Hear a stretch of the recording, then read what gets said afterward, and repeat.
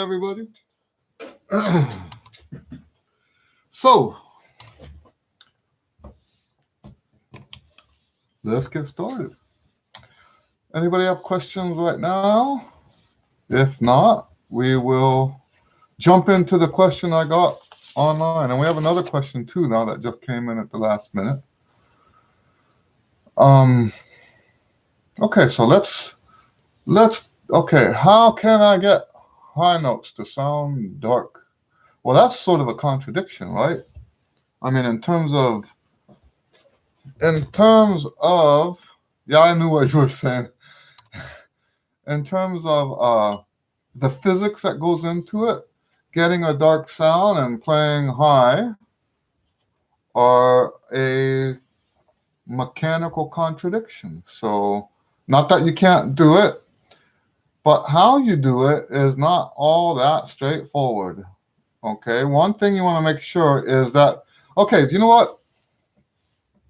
I think the best way to approach that is to make sure, instead of trying to get a dark sound, trying not to get a pinched, narrow sound. I think that's actually a better way to put it. End result is about the same thing. The thing is if you're playing properly, if the way you play mechanically is the correct way to play, where you're not using too much pressure and all the support is right and the muscles are strong enough, and more importantly that all of the oral cavity and all that stuff has adjusted exactly the way it's supposed to go. If you're doing all that correctly, the only thing you can do to get a darker sound than what's normal is with your equipment. You could play flat, but I wouldn't call a flat sound a dark sound. I would call that a dull sound. And I don't say that critically, There are some people that like to play on a dull sound. I happen to be one of them. So in some musical contexts, I do like what's the best horn for a dark tone? You know what? That's I don't know. Yeah, I'd be hard pressed. So, first of all, it's not the brand that's going to give you a dark tone. You could get a buck and it be the wrong buck for you, the wrong size for you, and it's going to give you not the right sound. You know what happened to me? I'm one of those natural large bore instrument people. I'm a natural large bore player. I played on medium large my whole life up through high school. And then I got to college. My fourth or fifth year of college, the teacher came up, said he was selling his large bore buck.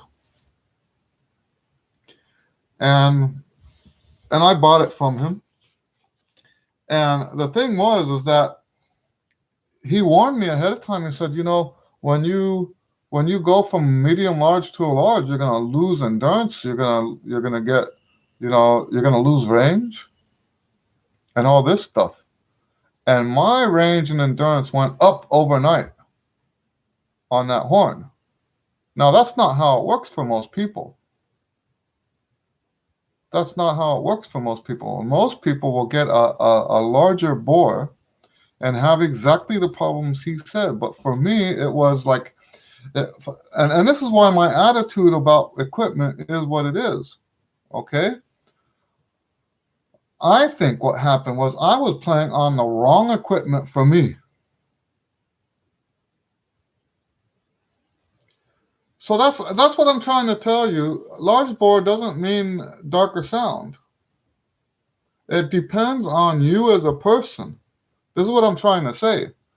You could have a smaller bore and actually get a bigger sound. I have a friend, and I won't say what his name is, because sometimes people think when I'm complimenting them that I'm actually offending them or insulting them. So I'm not going to say his name, but he plays on tiny equipment. And he's got this big, huge sound. He's like the opposite of me. And that's the part that I'm saying, he might get offended. But he plays on tiny equipment, smaller than what most people play on. But he'll go to a gig and he'll have this huge, massive sound, right? Dark, huge, massive sound. Of course, he can make it zing when he wants to, but he's got a huge sound. And that's what I was saying about when I bought that horn. I think what was happening to me is all that time I was on the wrong equipment for me. There's something that I learned from Nick Drostoff. I don't know how to say his name. He's got a YouTube YouTube channel too. If I'm not mistaken, it's been a long time since I read his stuff, but he's a high school physics teacher who also plays trumpet at a high level, right? So he had some ideas about playing the trumpet that are more scientifically grounded that I thought were fascinating. And one of those things that he talks about in this context is if I'm not mistaken, you know what, I hope I'm not attributing this to him when maybe he didn't say this, but this is how I remember it. It was 20 years ago when I read this stuff. Is that the lungs, we think of the trumpet being, when you look at the physical characteristics of how the trumpet works, we think that those physical characteristics start here at the mouthpiece and go to the bell. That's not how it works. One of the first things you learn is that part of the trumpet, part of how the physics of the trumpet works, is connected to the room you're in. That's why some rooms make it harder to play. It's actually a phenomenon, and it has to do with the way the pressure hits back onto the bell. That's actually a thing, okay? But more importantly for what we're talking about now is that your lungs are part of the equation, okay? Your lungs resonate with the air that's vibrating in the trumpet. So if you add, just scientifically speaking, right? If you add the person's lungs, the air in the person's lungs, to this equation, it's no longer a simple equation. Not that the sound of a trumpet is a simple. I shouldn't have said it that way. What I should have said was it's more complicated than what you ever thought. Okay, it's not and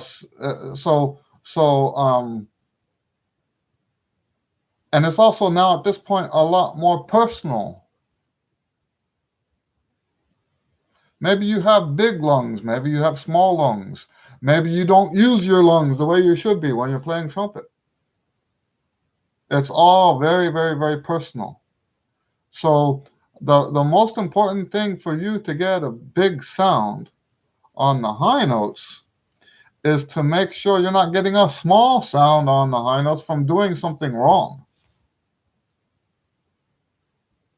I hope that makes sense. All right. So that's the most important thing. I don't think you can beyond doing it right, beyond getting a centered pitch, beyond playing without too much pressure, beyond doing it right. I don't think there's anything you can do, especially on the high notes, to make them darker without changing equipment. But the thing is, chances are most people, when they first start playing the high notes, are doing something wrong. Okay?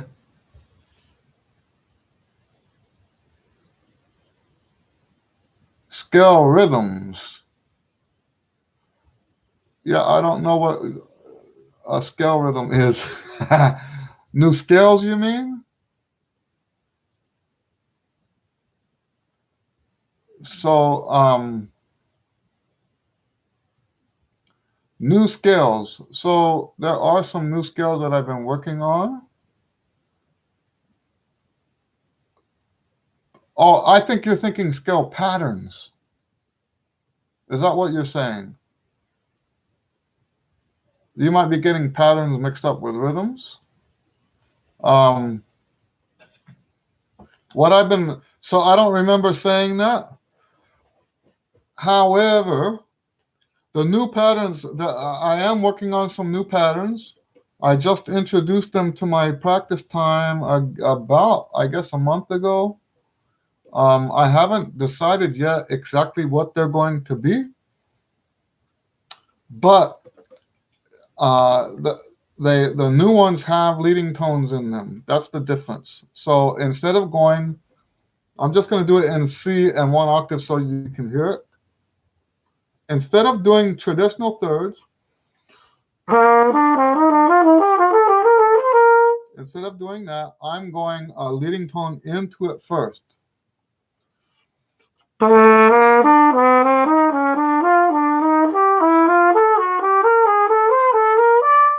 And I'll do that up and down.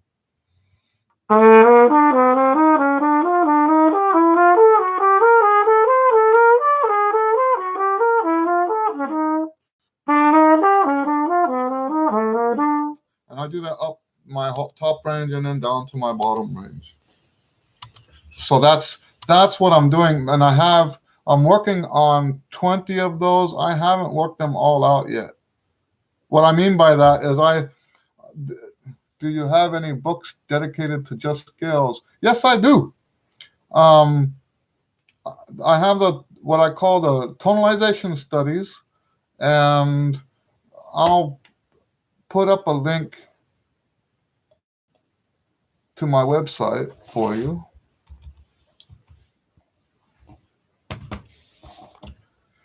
These scales are if you don't know these scales yet, then you shouldn't be doing those other scales. Okay? These are there's, what am I thinking? Let me see, 40, and it's worse than just this, okay? There's 40 patterns that you should do on the major scales before you do the ones I just showed you. If you were my student, we wouldn't even be talking about these, the ones that I'm doing now. We wouldn't, in fact, I don't think I've ever had a student that I've done those with. So, and I'm doing them for the jazz stuff, because in jazz you want that chromatic stuff going in and out of the tones like that. So I just put a link to my book page on my website. Any of the books that say, okay, you know what, while I'm looking at it, about the fourth one down is a trumpet scale, band scale expansion studies. If you don't know all 12 of your major scales, you might want to start with that book first, because this book gets you ready for your band scales in a way that's appropriate for band. Okay? And I do this with my students when they have the traditional band stuff. No, normally, my students don't need this. You got to remember, if you have a class, and so the scales that I teach in this other book are not, they're better than the band scales, a lot better than the band scales. And since we learn those scales first, long before my students ever get to their band scales, they've mastered those scales already without having to ever even practice them. Okay? But for people that aren't used to my system yet, if you don't know your band scales yet, and you just want to do the scales and not any of the other stuff in my system, then it makes sense to do this book first. It's called Band Scale Expansion Studies. It's got a picture of a conductor on there.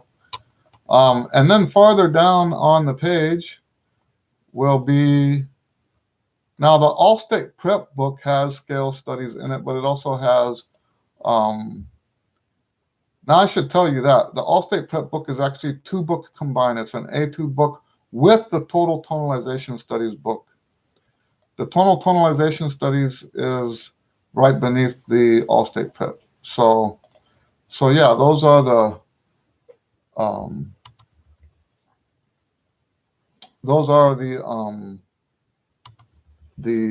scale books that I have. I have more coming out for different ranges. All right. Can I play any scales 3 octaves? Let me see if I can do 3 octaves.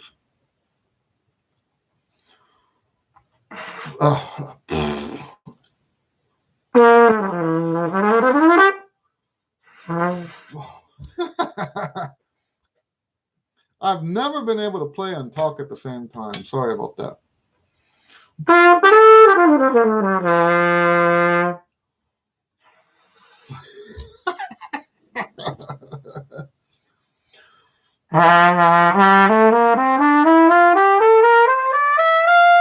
Two octaves, right?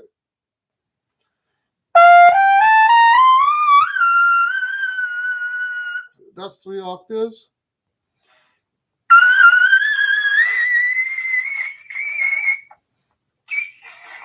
Not today. That would have been 4. That was 3.5. Normally I can do 4 of those, but I haven't warmed up or anything. So I'm gonna answer this guy's question because this was something that he asked earlier.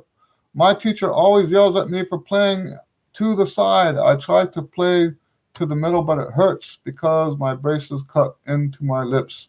So I play to the side, and she still yells at him. So, you know, I would say that the very first thing about stuff like that, anytime you have conflict with your teachers, I always tell my students to make sure you do what they say. Now, that doesn't mean you can't, that doesn't mean that you can't do something about this, okay? I'm just trying to help you because the last thing we want to do, let's say that first. The last thing we want to do is go in there and make it sound like we know more about this than the teacher does. Believe me, I know this from experience. Okay? I've only had one teacher that I didn't get along with, and this is what he said his problem was with me, is that I knew everything about everything already. He said I was not teachable. And all I was trying to do was stuff like this, right? He was telling me one thing, I was experiencing another thing. Okay, and no matter how sincere I was, he still took it the wrong way. Okay, so here's one thing I do tell my students every single time. When you're with the band director, do it as best as you can the way the band director says. When you're by yourself, do it the way you know that it's supposed to be. Okay? I know this still doesn't answer your question. I'm still going to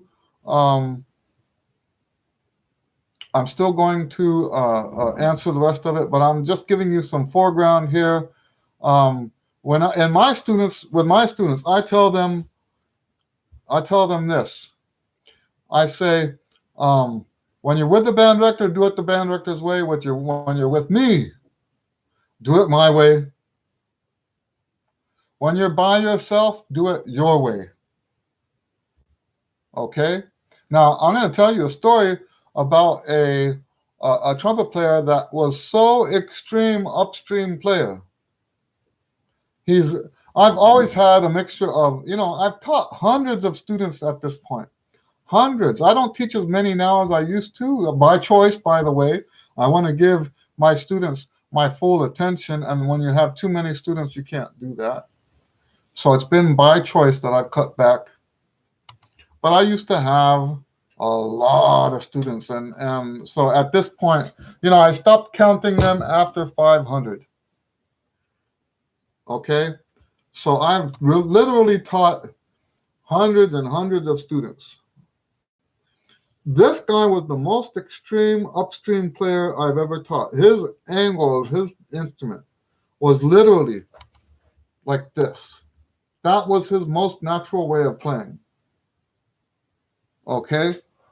And this is a thing. We call those upstream players. That's an upstream player. But his band director didn't know anything about upstream trumpet playing. Right? And the band director would scream and holler at him all the time to point his horn down. Well, an upstream player can't play like that. It's not even possible. An upstream player can't play like that. Okay? So this was his junior high band director. Maybe not even junior, it might have been elementary school. But I taught him, you just do what your band director tells you to. But it was awful. He literally couldn't play. He would come into the lesson, he played great. He played better than most students his age. But then he'd go to band, and his band director would scream at him. He'd either scream at him for his horn being too high up, or he'd be screaming at him for sounding awful. And a lot of times those band directors think they're doing it wrong. They think that the student is doing it wrong. So yeah, okay, so the next part of the story is eventually the parents. I told the parents, because they came to me because it was causing a lot of angst with the student. And the parents came to me and said, what's going on here? And I explained it to them. I say came to me, we did it through email. I explained to them what the difference was between upstream player and downstream player. I sent them some videos of some people who were famous players, both classical and jazz players. I wanted them to see. I'm talking about the parents, right? I'm talking to the parents. I wanted them to see that some players were naturally upstream and could play that way in classical and jazz. Well, and then I showed them some articles. Well, these parents took those articles, printed them out, went to the band director and said, look at this. Now, here's the thing. These guys know that they're smart enough to know to not. They're smart enough to know that it's not. You don't go in there and you cause trouble, because your student has to be in band for the next few years, and the last thing you want is a bad relationship between the student and the band director. That's the last thing you want. So it's not like they went in there with a chip on their shoulder and told and sorted the teacher out. And I don't believe in that kind of stuff anyway. You don't want to have that kind of relationship with your band director. That band director is there to help you. So you don't want to be disrespectful. You don't want to be just disobedient, rebellious, going up against the teacher as if the teacher is somehow your enemy. You don't want that. I know that there are trumpet teachers online that have ugly things to say about band directors, and especially your band director, okay? And what I mean by that, they talk to you and they tell you about stuff, attitudes you should have about your band director. I completely disagree with that. Here's what I say that the band director is there for the band. The job of the band director is not to make you a better trumpet player. The band director's job is to make the band a better band. Now, a lot of times that those two jobs, the job of making you a better trumpet player and having a better band, a lot of times they go together, right?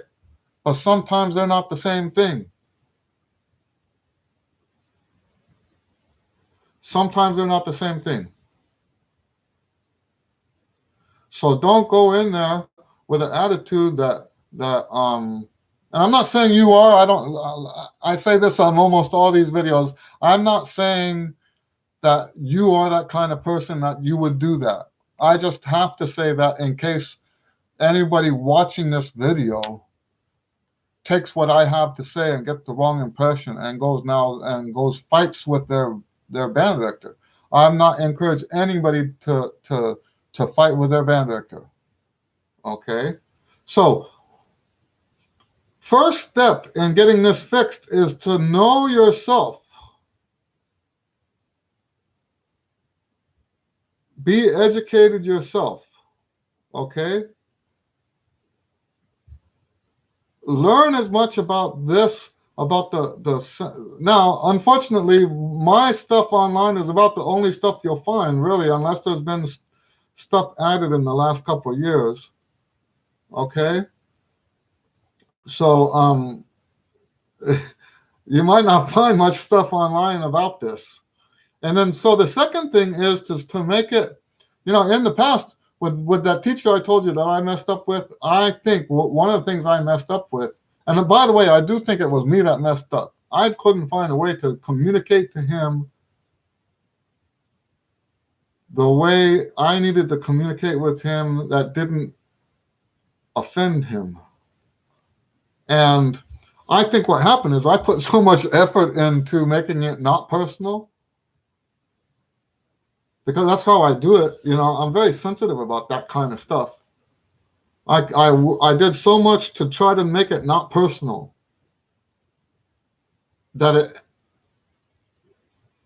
kind of backfired, right? I think if you go in there and say and make it personal, and by that what I mean is tell your teacher you got braces and it hurts. I can't imagine a teacher that would be, if you told the teacher that in that video that you commented on, I mentioned that if I play like that for a gig, I'll bleed into my horn. It will cut me open and I'll end up bleeding, right? I can't imagine a teacher I've ever had in my lifetime that would say, you know what, just tough it up. No, I don't think anybody would have ever said that. Okay? Now, they did, that said, they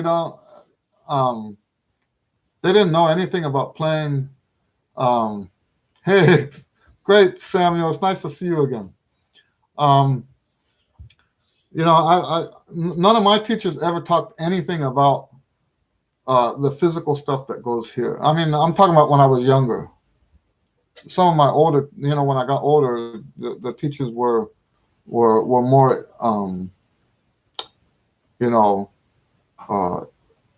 open to that kind of stuff. Anyway, I hope that answers your question mostly, is that if you go in there now and tell her, make it personal, instead of doing what I did and trying to make it more theoretical, right? Because if you make it theoretical, then she has to say, this is what's right for everybody, or this is not what's right for everybody, or whatever. But if you go in there and make it personal and say, hey, this hurts a lot. Okay? If you make it personal and say this, well, I tell her, after I get my braces off, I'll play as straight as you want. Right? But right now, this hurts a lot, and I can't do that. That's what I would recommend. And you know what? If that doesn't work, I don't know what to tell you after that. I really don't. So let me catch up on some of these other questions. Oh, I didn't see the bottom of that. When are you getting your braces off? March. Okay, very good. Well, congratulations. That's always, you know what? Be careful with that. Okay. You want to, there sometimes getting the braces off is just as hard as getting them on. So just I'll tell you what, come back in March and let me know how it's going, because I've helped a whole bunch of students get through that process. I have a system that I use for getting through the braces changes that works pretty good, but it works mostly for my students. If you're not doing the stuff that I teach, it kind of doesn't help. So anyway, um, I want to answer ACAC's question. ACAC asks, how high can you play? Let me tell you this. I've been writing these books, right? Well, okay, first of all, let me say, oh, great. Very good. So, let me tell you this. So first, let me tell you what my range is. I tell people my range is over Super C. I can play a Super C no matter what, and Super D almost no matter what. I could be not one, like today I didn't play at all. There's certain days during the week for whatever reason that I don't practice because of other work that I have to do. This is one of those days. And so you heard me play over Super C. Okay, and that's without a warm-up. Okay, I noticed on the video that I was turning red a little bit. I think that's because I didn't warm up. Now, let me talk about my range right now. I'm trying to get these books done, these routine books that I'm working on, and ever since the first routine book that I wrote, I've been writing them in different levels. Right? There's 7 different levels.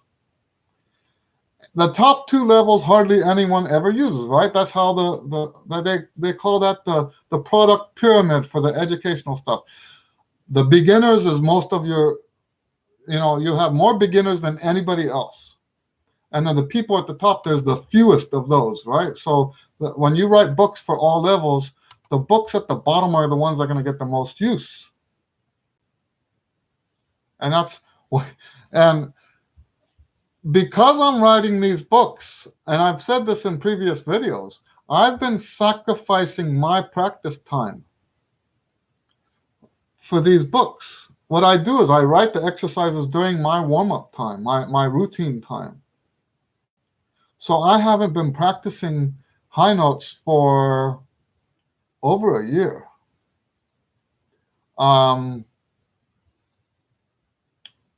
Just to give you an idea. So the first of these books that I wrote was the one that goes to high C. And then the second book was the one that goes to G. For the whole time I was up to G, regular G, right?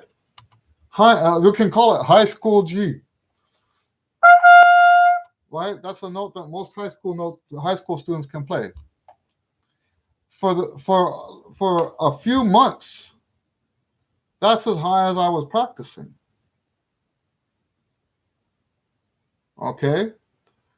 And this has been going on for a while now, for a long while, because I want to get these books done. And the reason, let me clarify again why I'm doing it this way. I play out of those routines myself to make sure that they're right. I want the timing to be right. I want the exercises to be in the right order. I don't want there to be any mistakes. I want everything to be there, and I want everything to be right. So I just finished yesterday the lowest one. So this this is cool for me, right? I'm very excited about this because what this means is this little hiatus I did away from practicing high is over as of yesterday. Interesting that this would come up now, right? As of yesterday, my little hiatus from practicing high in my routine is over because those routines are done. I'm not saying they're published yet. I'm talking about the content. Like the one I just finished is all in pencil right now. It still needs to be transferred to the computer and all that. And so we have, let me see, 2 of these lower ones left to publish. One of them will be coming out in about a couple months. The other one about a couple months after that. And then there's 2 left after that. And these are the high ones. And then I'm back. Then after those 2 are done, I'll go back to my stuff. I haven't, but that's the point I wanted to make. So if you hear me, like there's a video of me playing. I put this up, one of my very earliest videos. If you type Eddie Lewis rhythm changes, well, I'll do that. Well, no, I don't like doing that when I'm streaming. If you put Eddie Lewis rhythm changes, there's a solo on a tune that I wrote, but the tune's in rhythm changes, chord progressions, and I'm playing like real powerful high notes. I don't feel like right now I can do that because of this hiatus. And it's not, okay, so don't get me wrong. It's not that I can't play the notes. I still have the same range I ever did. What's different is I don't have the control up there that I had, let's say, 2 years ago. But I did this on purpose. The way I've been wording it, and it's very, this is very sincere. I'm not trying to like jerk anyone's chain or whatever. I'm sacrificing my practice time for you guys. I'm making myself, because what this ends up doing is making me less of a player. I'm sacrificing my playing, the quality of my playing right now, so that you guys can have these routines. That's how I see it. And by the way, if that's not a guilt trip, what that is just how much I value the ability to help people do better with their own work, right? Now, one thing that I'll say about this before I move on to the next question is, I've been thinking about this because this is the last one before I start getting, so the next one is the E above high C, right? I've not been practicing anything below, I haven't been practicing anything below, above high C for years. Like, I think it's like 2 or 3 years now in my routine because of writing these books. And okay, I lost my train of thought.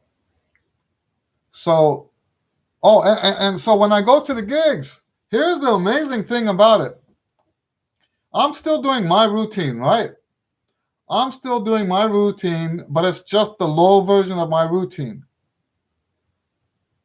And that's something, if you don't know my stuff, that's something about my books. Each of the routines is based on the same structure. The exercises are different. The structure is the same. Okay?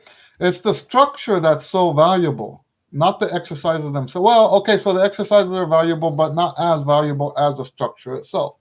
Okay? And that says so much to me.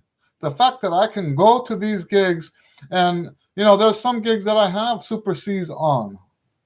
I play Super C on some of these gigs. It's not written, and I rarely take things up just to take them up. But if it's appropriate and it sounds good, then I do it. And there's gigs that I do where that's written, that there's Super C that's part of the gig for me. And I've been doing these low routines all this time, and I haven't had a single problem with those gigs physically. What does that tell you about these routines I'm writing?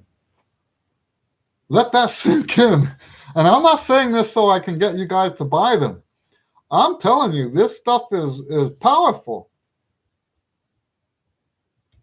This stuff is powerful. Okay, so anyway, so that's the reason. I know that was a so my when people ask what is your range, I say I play above super C. My first super C I played when in 1988, 89, somewhere around there, maybe 1990, and I never lost it. I've never had any. My range has never gone down ever in my whole life. I mean, since then. Okay. All right. So let's see. Next question from Tranquil Biscuit. Tips for merging the upper register and the middle register. When I play above high C for too long, my middle register sounds weaker unless I take the horn off my face. Okay, so yes, that's right. That's a connection issue. Now you have a question down here. That's my issue. I don't have control of notes over high. I can play up to G sharp, but I lose control and tongue. Okay, so here's the thing. Once again, it's going to sound like I'm selling materials again. So my book, the One Range book, that's why I call it One Range. What you're talking about there is what I mean by One Range. The title of the book is what you're talking about, where you can play. And like I said, I haven't warmed up today.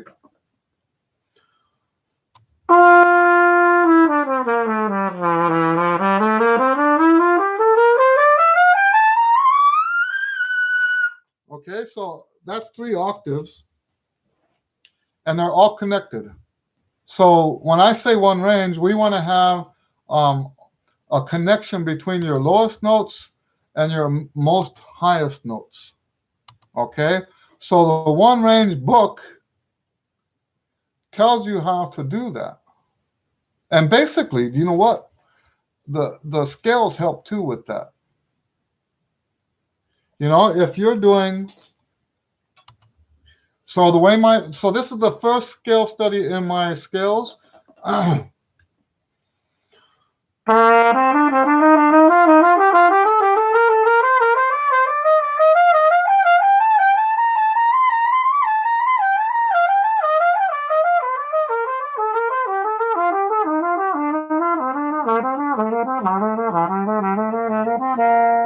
That's if you're doing that every day, you've got that connectivity, right? That's what when I worked all this stuff out for myself, I didn't have a teacher that knew how to teach this stuff. I had a great teacher, don't get me wrong, but he was great with the musical stuff, not so good with the physical stuff. And I hesitate to say it that way because there was a bunch of physical stuff too that he was good about. Okay, so but when it came to stuff with embouchure, and I'm not. I guess the reason I'm umming and awing is because he's a great person, a great teacher, and I don't want to ever sound like I'm like criticizing him. Different people have different strengths and weaknesses, and his approach to embouchure was just like, if it wasn't really weird, don't mess with it, right? And that wasn't helping me. So, so when I went through all this stuff myself, this was before internet, right? And what guys were doing back in those days were like making long distance phone calls, but to have an hour lesson with a long distance phone call, the phone call itself was $100, and back then $100 was worth a lot more than it is today, right? So I was cut off from the world, and my thought was, if I made myself do this stuff every day, like for example, let me show you my lip slurs. This is a lip slur from my second book, okay? If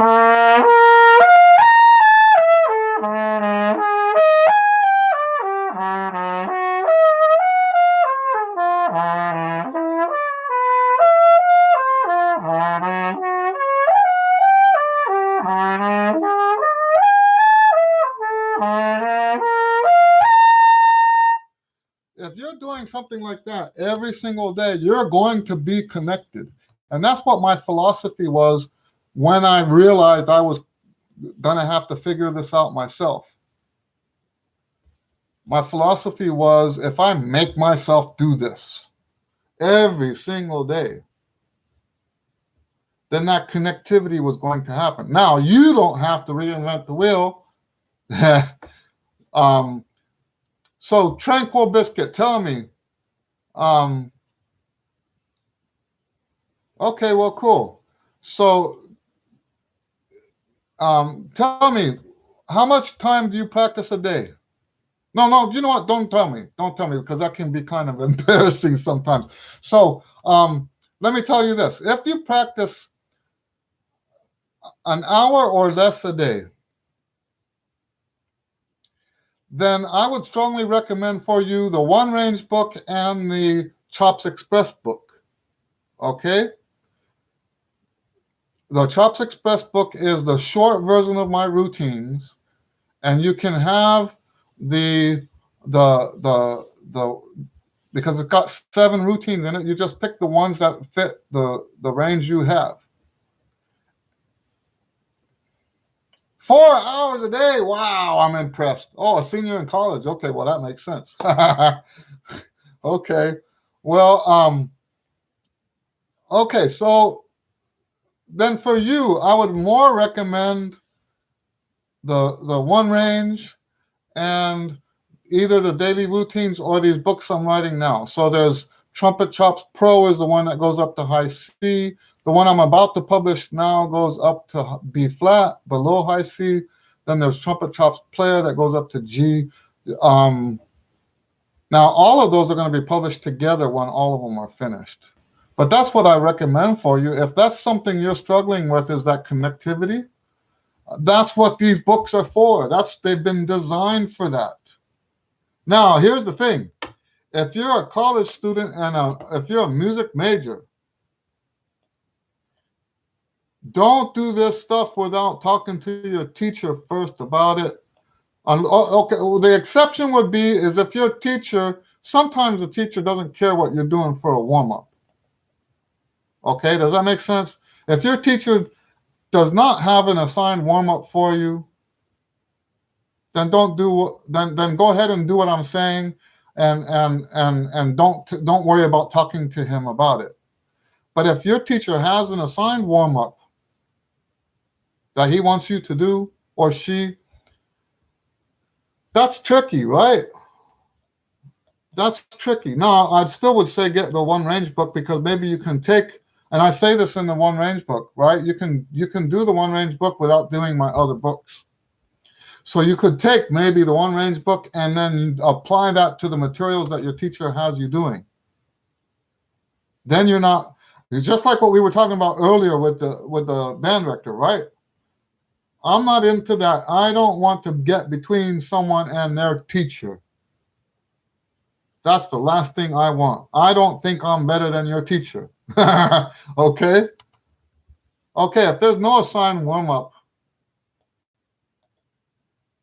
yes, if you're on your own with that stuff, then I would recommend using my and for the range you talking about, for the range that you're talking about, that kind of sounded weird. I would recommend at least the Trumpet Chops Pro book. Okay, that's the one with the castles on the front of it. All right. But with the One Range, the One Range is the strategy that you use to get what you want, what you're talking about. All right. So, getting back to some of these other questions.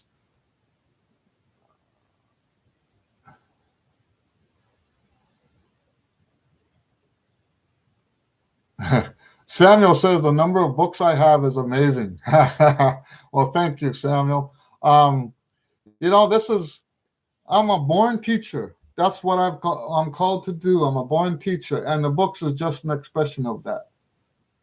So it's natural. What's funny about the books is every time I finish one book, five of them take its place as ideas in my list.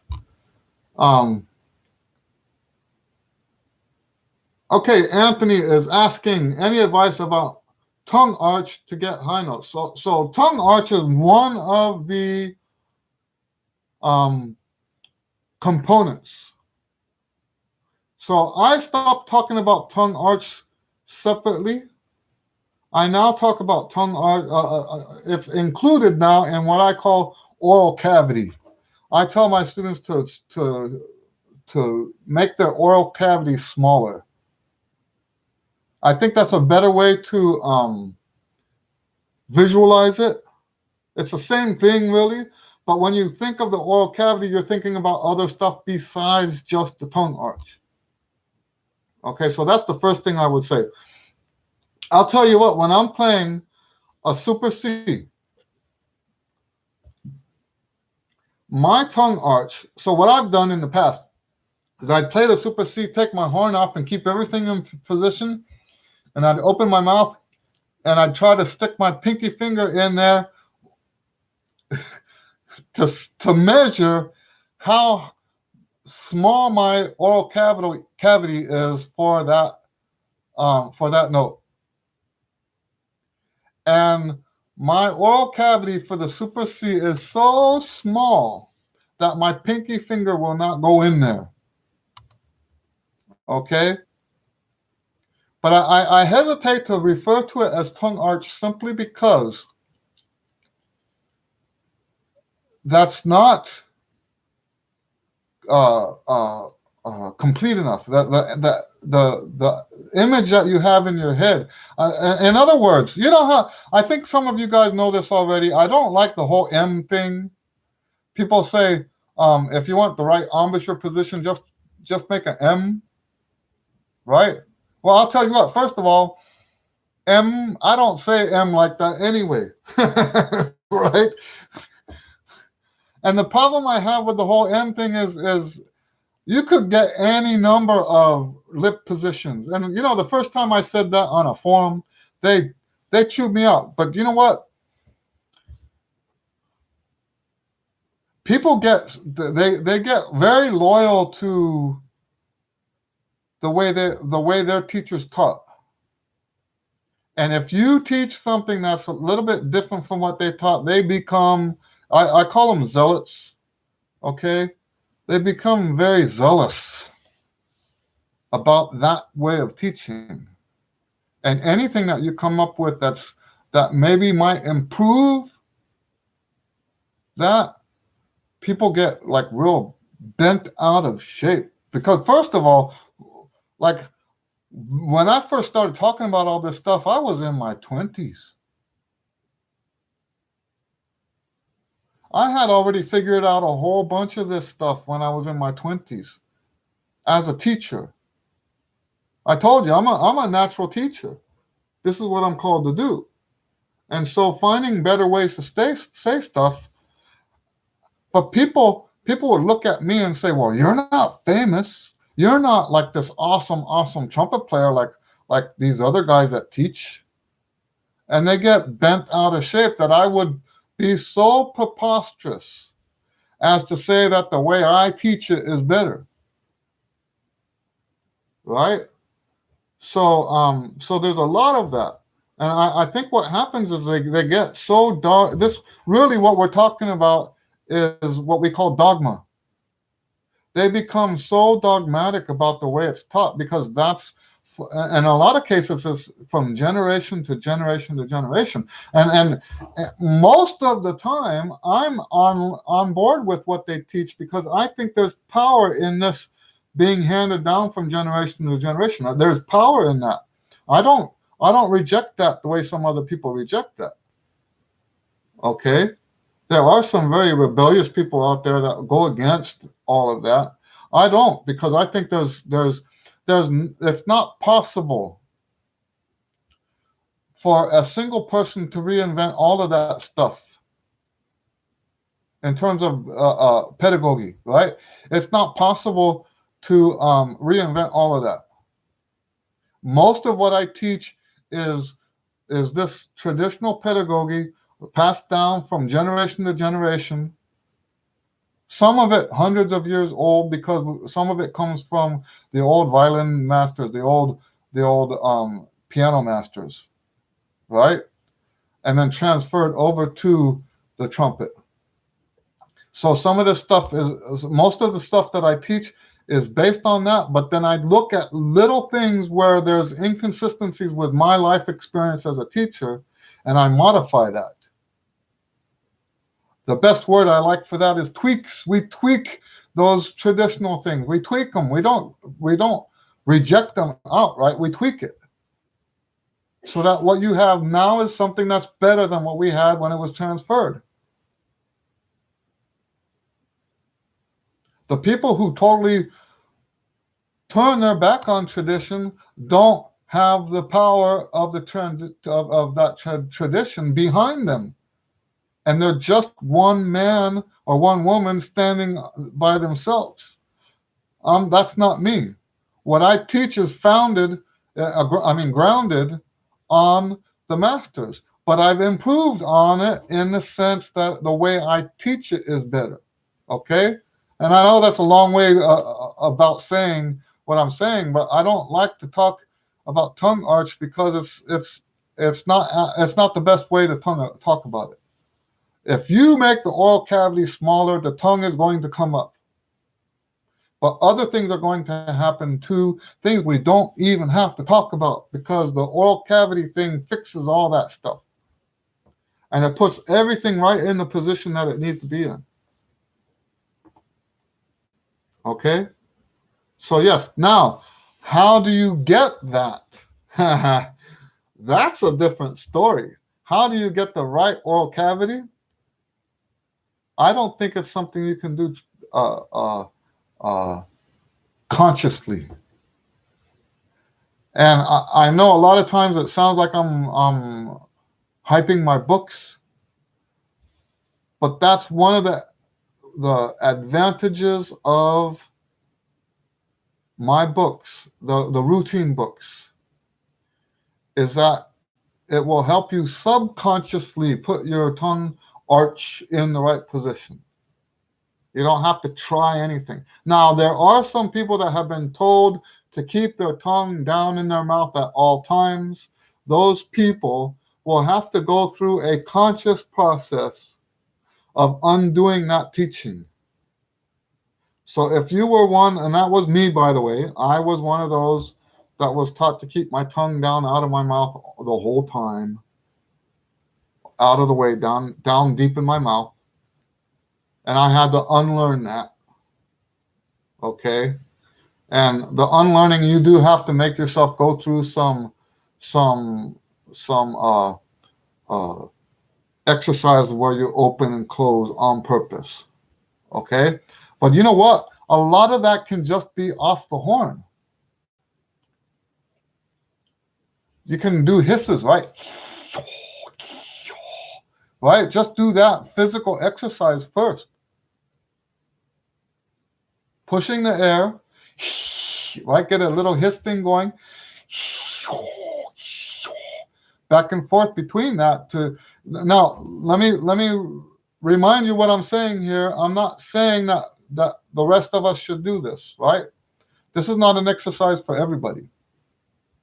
Okay? This is an exercise for those of you who were taught to have as open as possible, open, keep it open. Okay? Those of us that were taught that way and actually went against what was natural to do what these people told us to do, right? We have to retrain ourselves, and that's a great way to do that is with this hissing exercise. Hiss and then bring it down. Keep the air going. Hiss down, to get used to moving to shrinking your oral cavity and expanding it. Okay?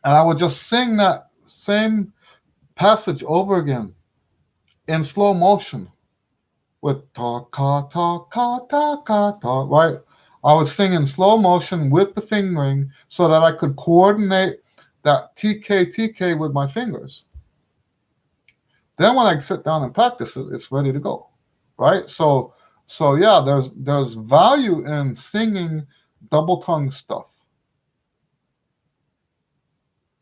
And if you don't want to sing, you can just do it under your breath,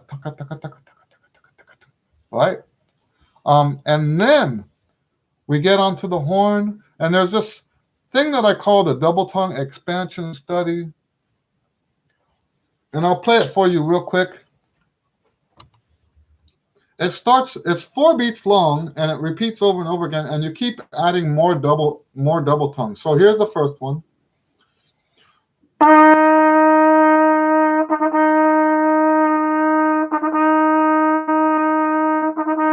Okay, easy enough. Most people, if they've gone through that series that I just showed you, K first, taco second, taka third, sing with the taka taka taka, most people can do what I just played for you. If you can't, you keep trying that until you get that to be comfortable. Then you add another taka.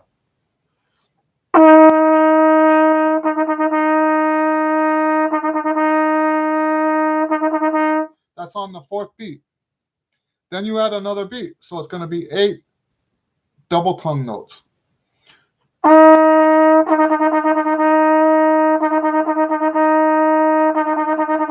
And the point of this exercise is that the air, you're playing it like it's a long tone.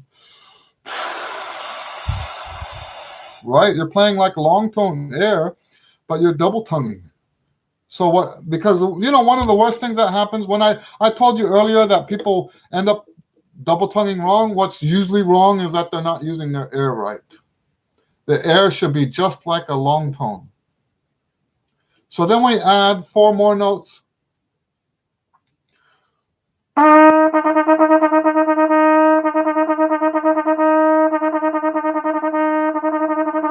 And then we add the rest of it, right?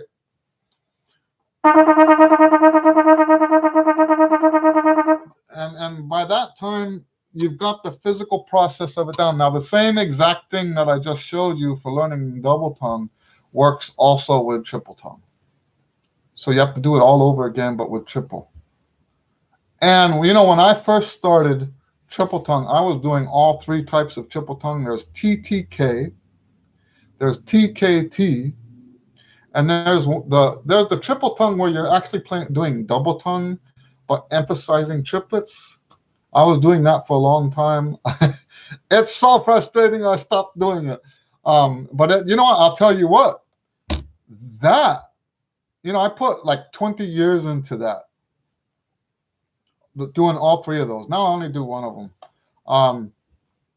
But I put 20 years into learning all 3 of them. That has helped me because there's times when I have stuff on my gigs, and I'm talking like pop gigs and stuff like that, that I'll triple tongue, and the guys are like, they can't figure out. Anyway, I don't want to. That makes it sound like I'm like bragging. Never mind. All right. So next question. So I hope that answers your question about double tongue. Okay. How to shake or trill on trumpet. So a trill and a shake are the same thing. I love the Arbin book for that. So see, there you go. I told you that I'm not out there just to take everything away from what's already out there. There's a page in the Arbin book.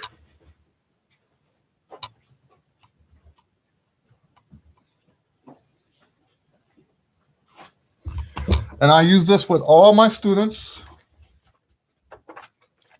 If they're having trouble with shakes or lip trills, and I'm assuming you mean lip trills, not just trills.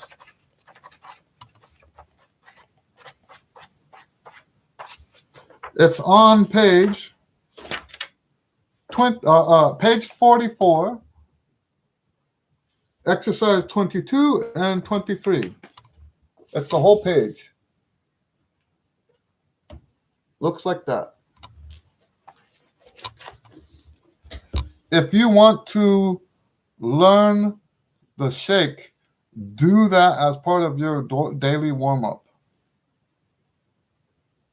And um, it's a great exercise. It's a great exercise. And if you make yourself do that every day. So see, that's the thing. A lot of people will come. I got to tell you guys this story, right? Because, most people, when you go to a teacher, most people are looking for somebody to tell you, do you know what? So you go to the teacher, you're hoping that the teacher will tell you, you know what? If you can move your lip that way, you'll get all the high notes. Or if you can, like, you know what?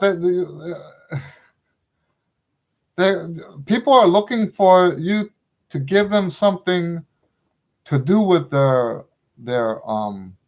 body that will make it better. But here's the problem with that. Most of what we do on the trumpet, when we do it right, most of what we do happens subconsciously. It's not something you can do with your conscious mind. And even if I could tell you, okay, so well, no, I actually, I was about to say that I contradicted myself because we're talking about the tongue arch, right? But isn't the answer I gave consistent with what I'm talking about? Right? Because I said if you do the routines that I teach,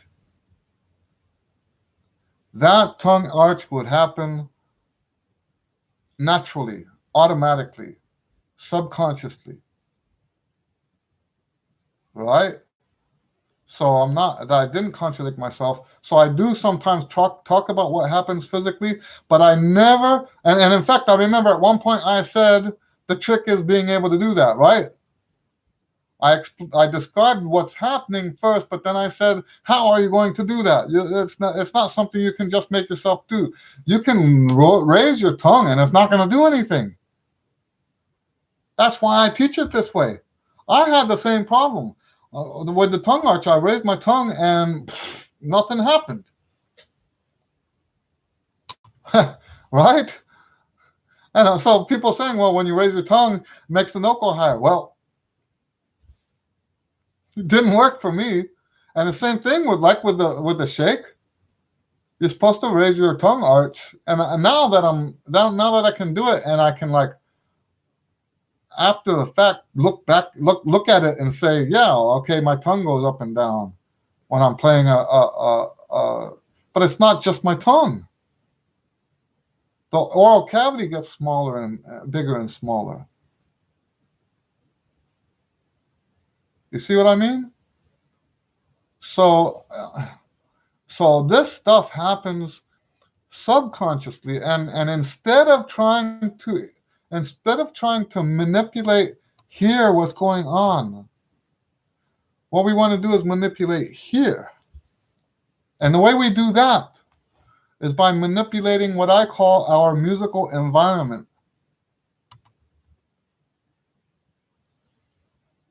So yes, it's okay. I'm not saying thou shalt never talk about physical stuff.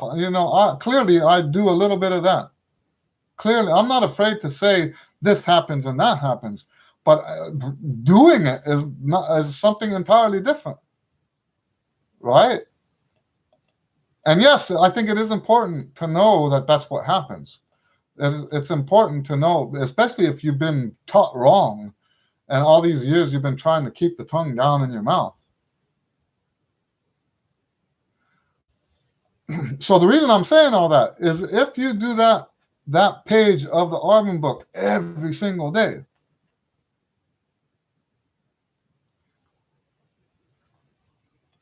your mind is going to figure out how to make that work.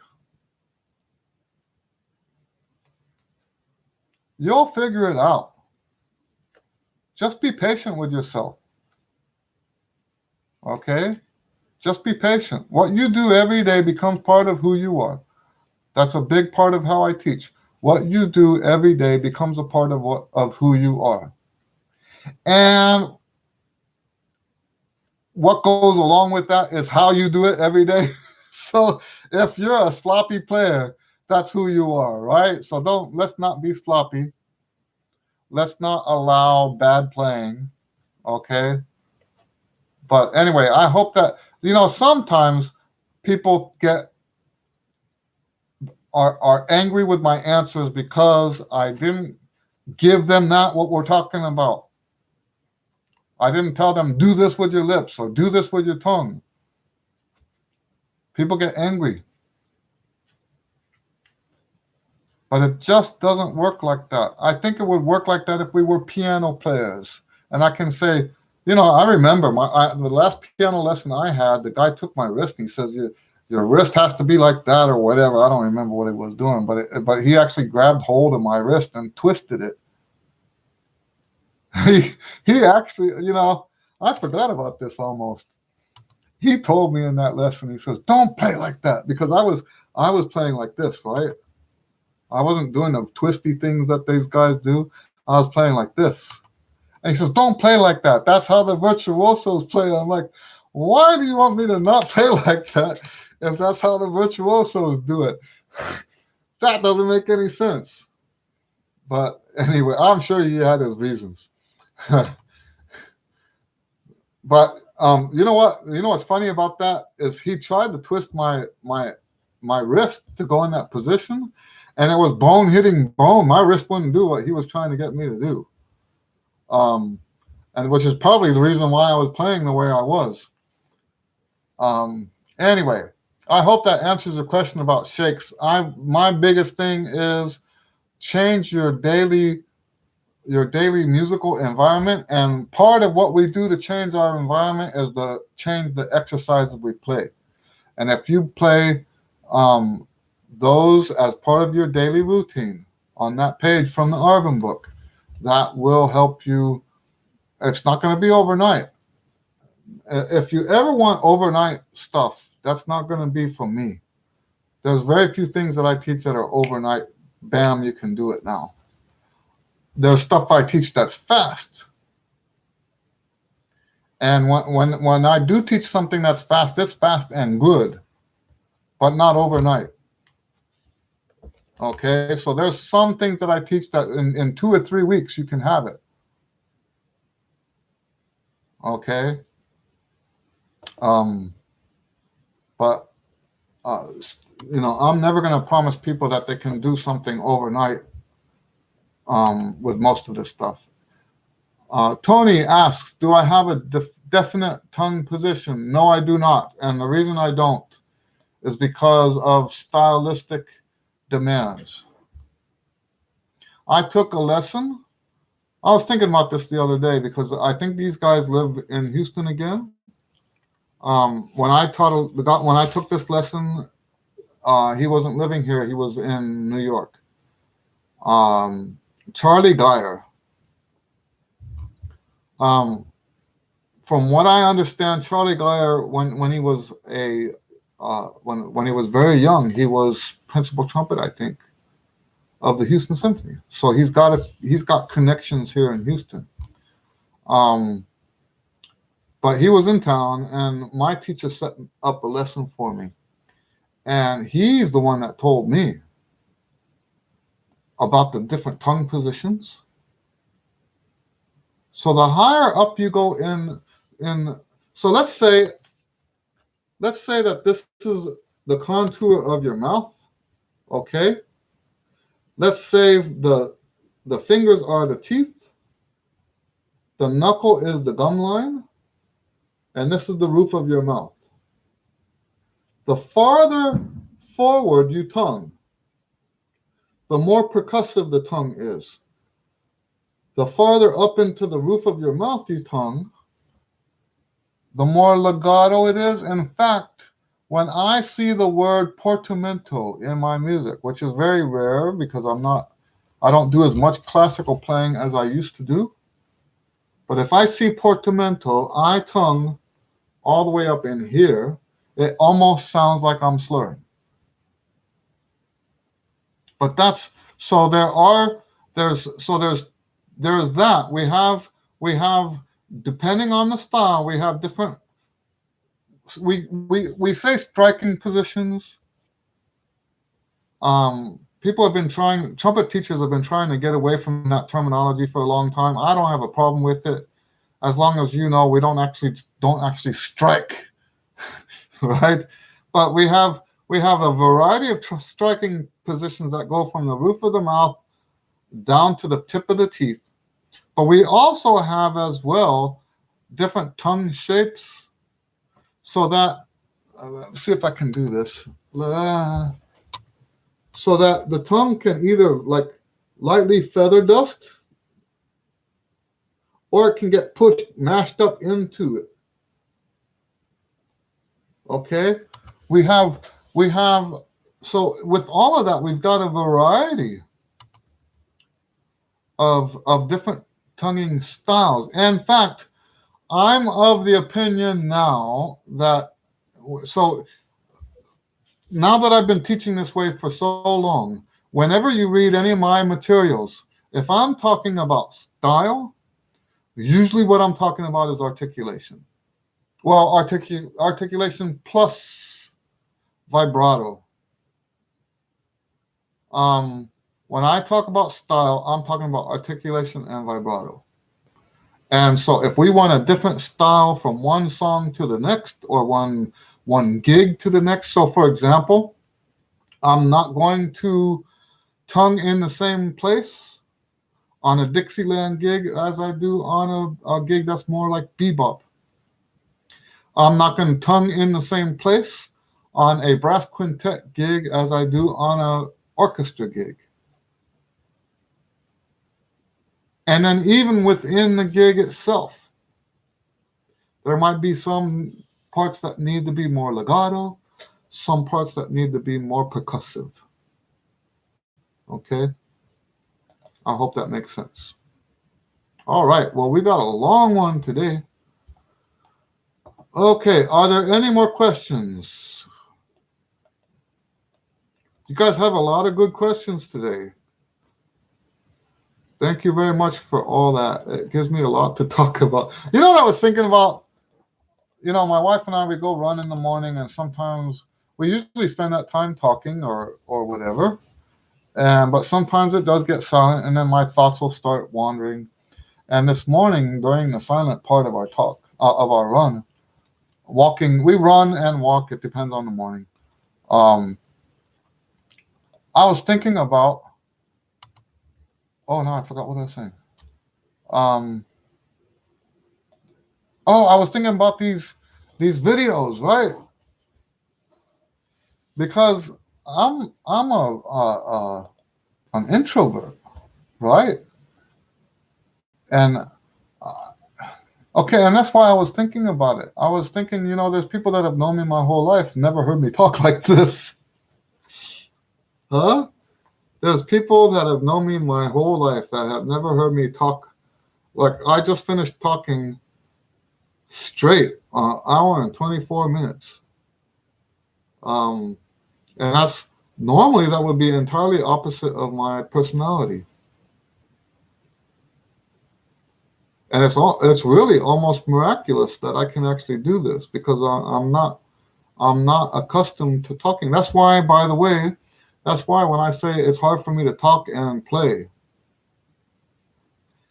I'm just not used to talking like that.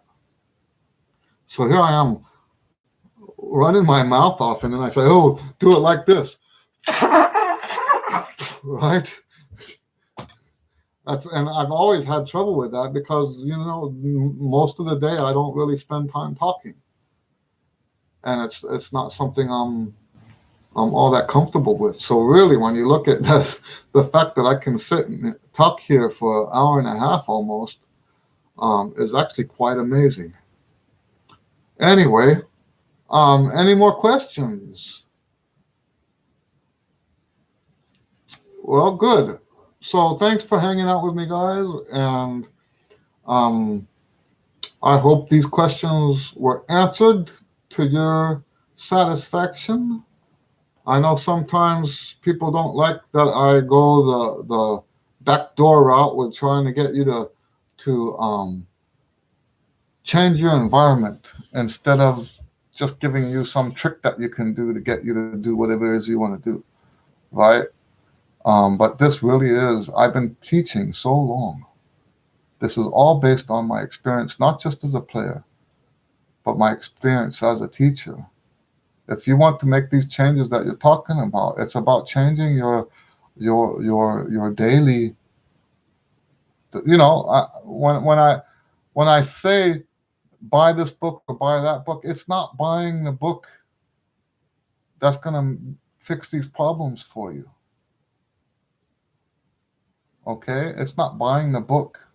It's practicing the stuff that's in the book on a daily basis. That's what I call the musical environment. By practicing those books every day, you're creating a musical environment. You have control over your musical environment. What you practice is it's just as much as part of your musical environment as what you listen to. And that's a powerful thing. Your environment has more influence over the skills you have as a player than you will ever imagine.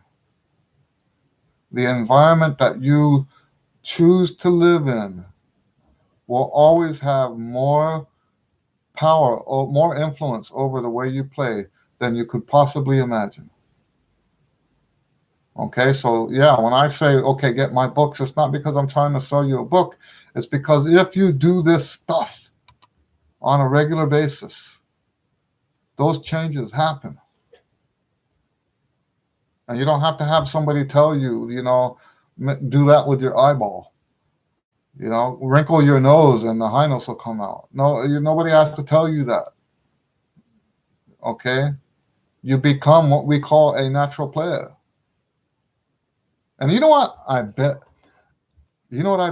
most of you that watch my videos, especially all the way to the end, most of you already know deep down you already are a natural player. And something's gotten in the way. That's enough content there for a whole video, right? Most of you already know deep down that you are a natural player, but something has screwed it up. And I remember I had this revelation and I shared it with my wife. I think it was about 6 months ago, maybe a year ago. I had this revelation. I thought to myself, 90% of stuff that we do as teachers, well, me, 90% of what I do as teachers is undoing what they learned wrong.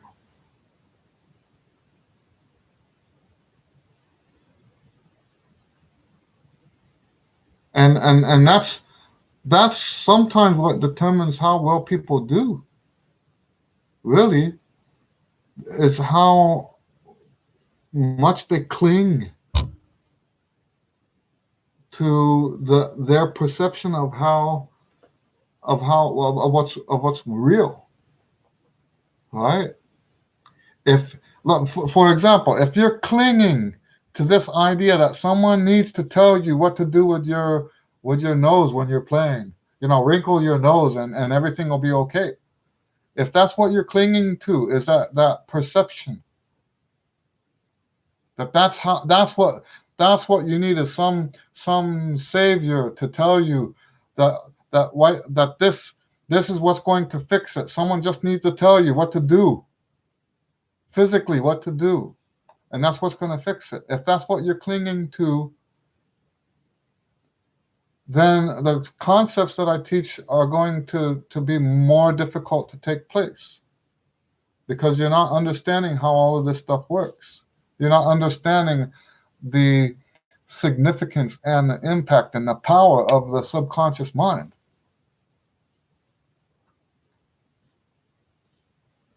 All of my materials that I teach out of, all of the books that I've written,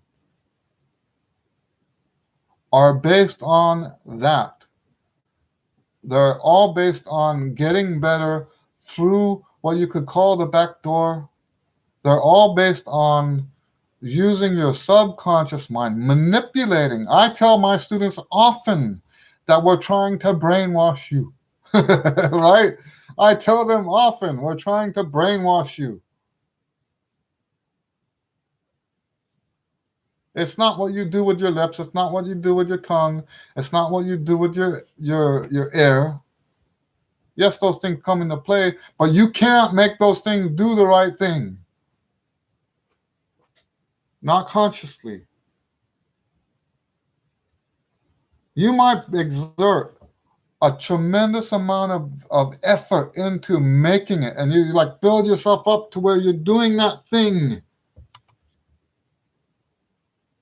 with your conscious mind, really exercising the power of your will over this piece of metal.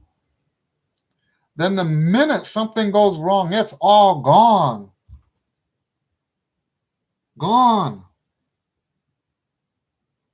Because that's not how it works. You don't use your conscious mind to play the trumpet. You use your subconscious mind to play the trumpet. And if you want to be successful on the trumpet, you have to be successful at changing the way your subconscious mind thinks, not the way your conscious mind thinks. Now, of course, the conscious mind is the gateway to the subconscious, right? Okay, so there does be some changes in your subconscious mind. I don't mean that. Okay, you do have to have some changes there, but not in the sense that let me like make myself push my tongue up against the roof of my mouth. That's not going to get you what you want.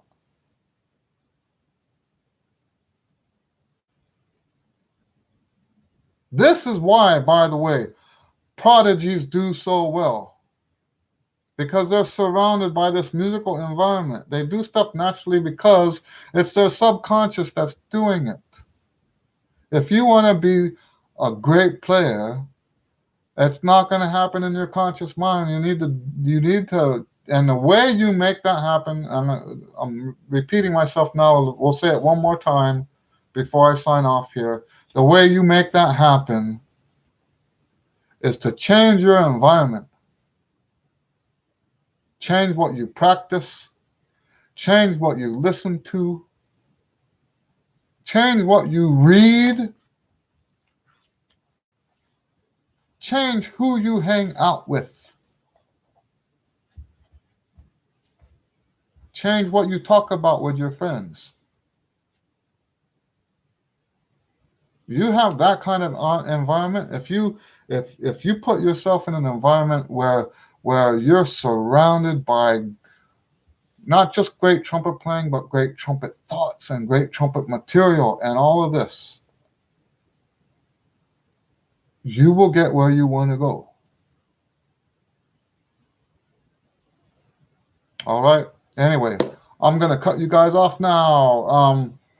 Once again, thanks for, I said this, what was it ago? Like 10 minutes ago, I said, thanks for hanging out with me. Let's say it again. Thanks for hanging out with me. Yeah, so we'll do this again next week. I'm almost certain. Okay. And if not, we'll just pick it up the week after. And if you have any questions, just ask. We'll see you guys on the next one. We have some more videos coming out. What's tomorrow? What do I have out tomorrow? Oh, tomorrow's kind of boring. I've changed my lesson prices. And so I've got a new video coming out tomorrow on the new video prices. So, all right. Well, great. God bless you guys. We'll see you next time. Have a good night. Bye.